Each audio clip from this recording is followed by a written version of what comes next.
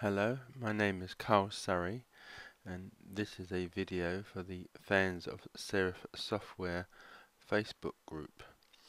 And in this PhotoPlus video, I'd like to show you 3 different ways to color pop an image.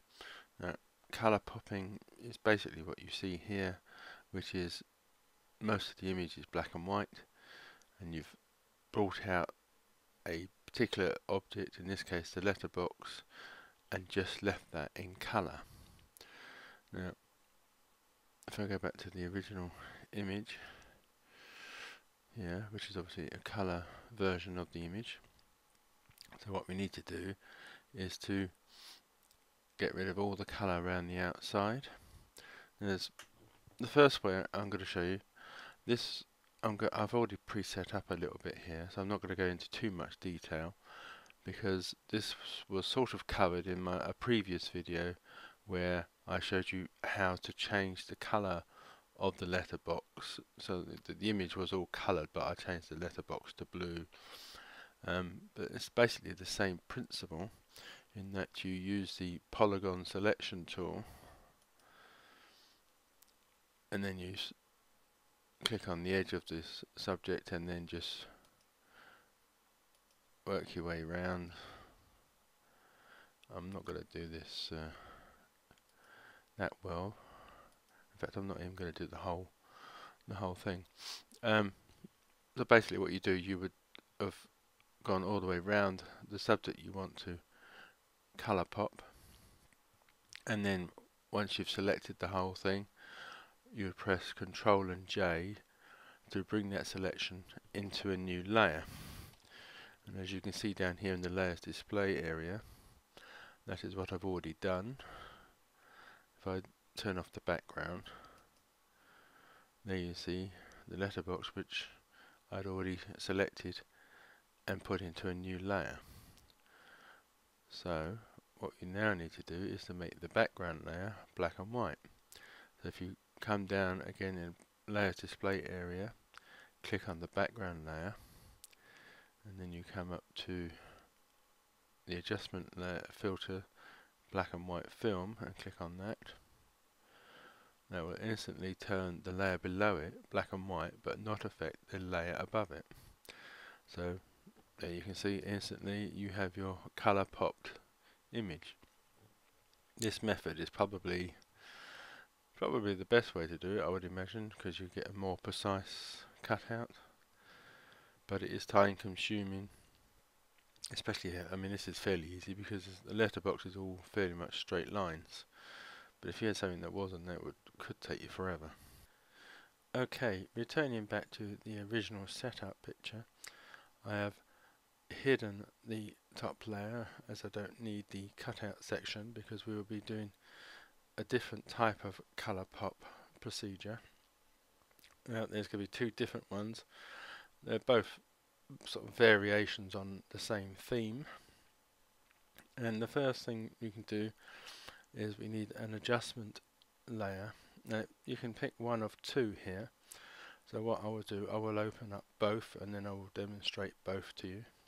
The first one being the hue saturation. I'll click that, and as you can see you have the down here in the layers display area you have the icon for the tool, and the actual tool is in the box above, and beside that there is a layer mask which is white, and this layer mask will allow the tool to do its job over the whole image, but we can paint black onto this layer mask to hide the effects of the tool. And the other one, the adjustment layer you can open, I'll come down here, it's a new fill or adjustment layer, and I'm going to pick black and white film. So again, you've got the tool icon, you've got a layer mask, and you've got up here the tool. Now what I'm going to do is I'll hide the black and white film adjustment layer, and I'm going to go back and click on the tool for the hue saturation slider. Now, so I'm going to look at this version first, the hue saturation, and then I'm going to look at the black and white way of doing things next. So, as this is the color image here, if I move the saturation slider all the way down to 0, you have the black and white image that we're after, but you have no real control over the colors outside, the shades of black and white in the image now, because all the hue saturation, the saturation slider will do is just take all the color out of the image. So what I'll do is I'll put it back to its original settings. I'll then hide that tool, and then I'll come back, highlight the black and white film adjustment. See, again, this has changed it into a black and white image, but you do still have some control over the colors even though they are now black and white.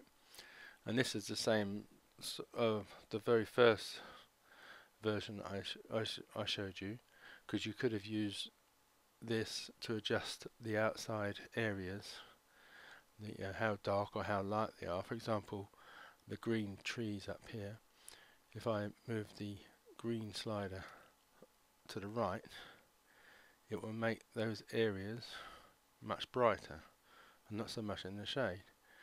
So you can alter the tones of the different blacks and whites using this tool rather than the hue saturation slider. It's up to you which one you want to use. Use one or the other, not both like what I'm doing. And also, you could alter the reds, because it doesn't really matter if it alters what I'm using here anyway, the postbox red, because we're going to be bringing that colour back anyway. But if you wanted to alter some reds that might be in the houses, you could do it now, because that is outside of what we're going to be looking at later. So I'm not going to go too far, just move it slightly.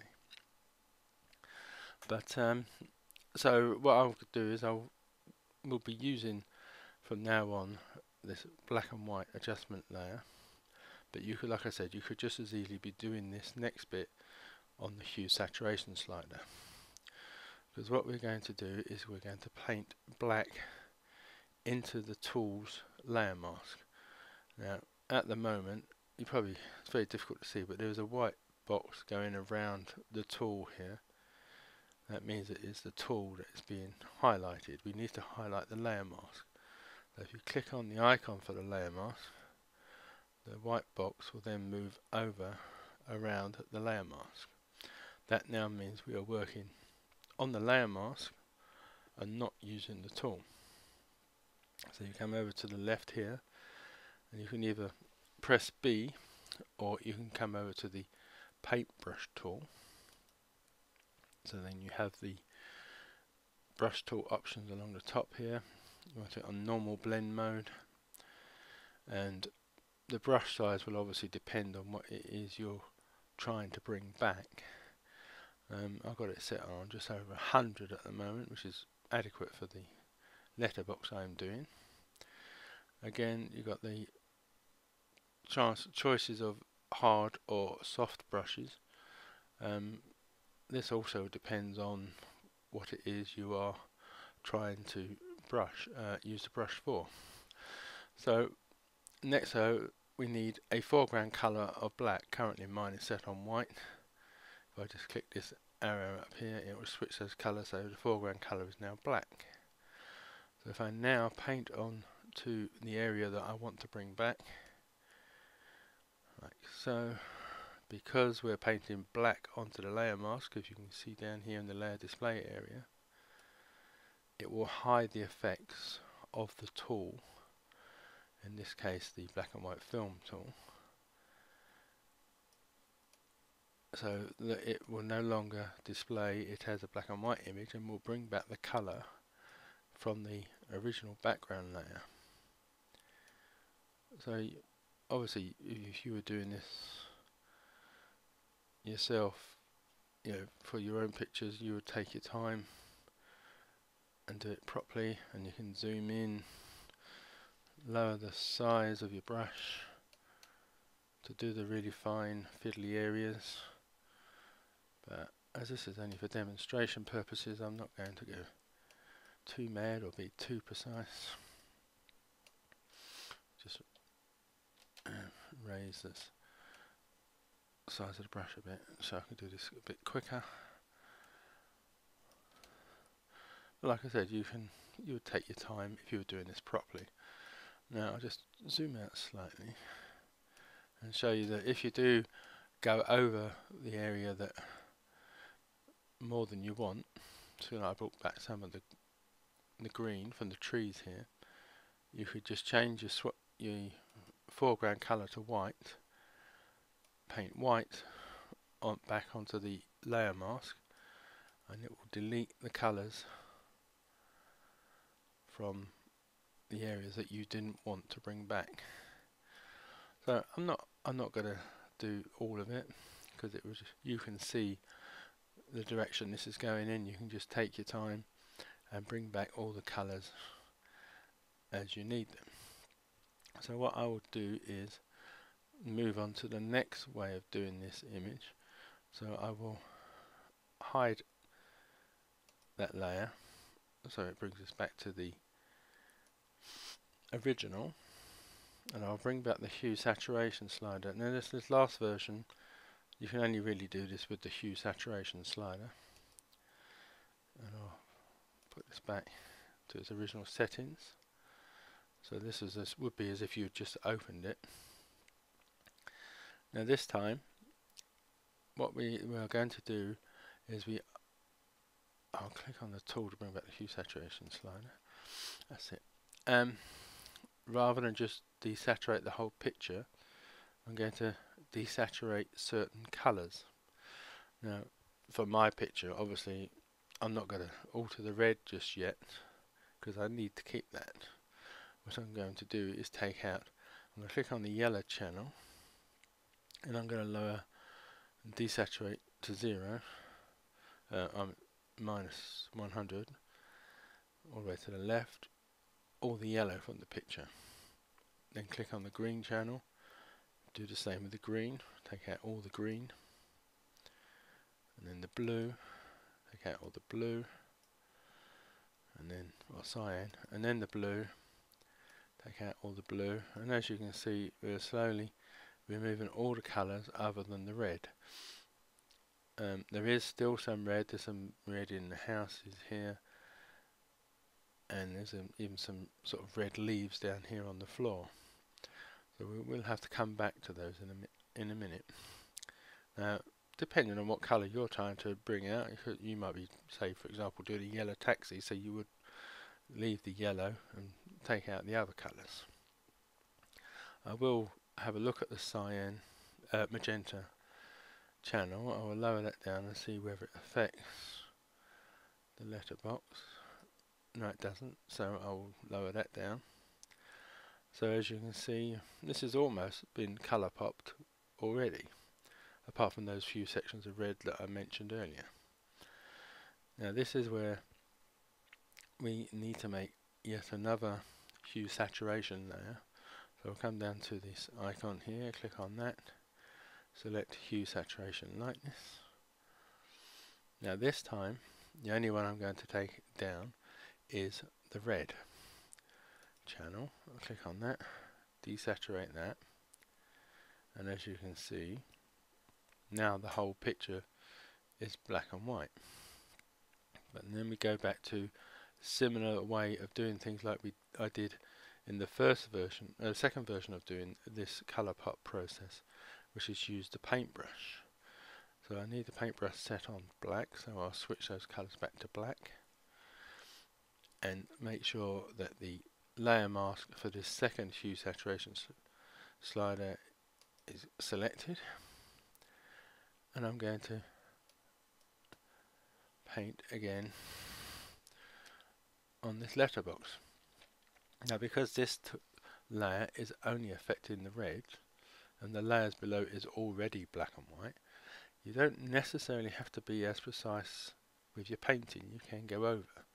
I mean, obviously if this subject was next to a red background, it would stand out more. You know, the effect would show beyond the edges. But doing it this way, you can just I can just merrily paint over the whole area. We're not worrying too much about being too precise. So in that sense, this way is quicker and easier. If you're not too handy with the paintbrush tool, like me, I'm getting into little areas, this way you can just merrily go over the area quite roughly and it will bring back the colours. So as you can see, there's 3 different ways to colour pop an image. One using a selection tool and 2 using adjustment layers. I'm hoping one of these will help you do something very similar. This last one works best obviously with the primary colours of the different channels. If you wanted an orange, for example, you may have to have left the last section being done with the yellow and red sliders being on that last layer, and other different mixes depending on the colour you were trying to colour pop. So this last version really does work best with bold main colours, and so if you have other more subtle colours that you want to colour pop, you may have to stick to the first 2 versions. Right, thank you very much.